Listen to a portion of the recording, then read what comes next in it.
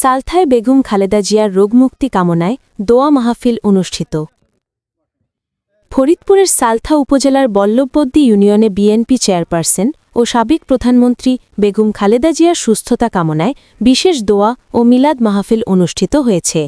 বুধবার ৩ নভেম্বর বাদ আসর বল্লভবদ্দী ইউনিয়নের ১, ২ ও ৩ নং ওয়ার্ড বিএনপির আয়োজনে সোনাতন্দি গ্রামের হেলাল কাজীর বাড়িতে এই মাহফিল অনুষ্ঠিত হয়।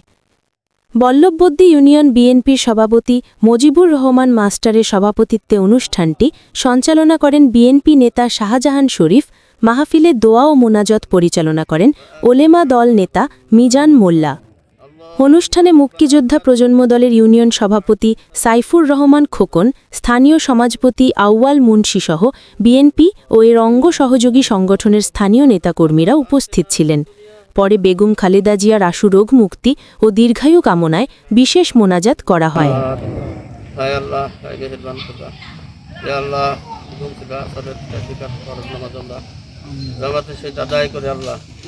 এর মধ্যে কোনো ভুল ত্রুটি হয়ে থাকলে ভুল ত্রুটি ক্ষমা করে দিয়ে আমাদের এই দোয়া মাহফিলকে কবুল ও মঞ্জুর করে দিন। আল্লাহ, আপনি তো সবই আমাদের মনের ইচ্ছেটা জানেন জন্য ব্যবস্থা করেছি। আমাদের দেশনেত্রী বেগম খালেদা জিয়ার অসুস্থতার কারণে আমরা এই জায়গায় সবাই ছোট বড় আমরা দুজনে হাত উত্তোলন করেছি।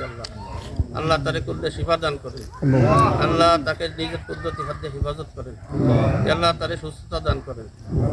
আল্লাহ, আমরা যারা উপস্থিত হয়েছি আল্লাহ, আমাদের মা বাবা, দাদা দাদি, আত্মীয় স্বজন, নানাদি, পাড়া প্রতিবেশীদের যেখানে কবর আছে আল্লাহ, প্রত্যেকের কবর আযাব আপনি মাফ করে দেন।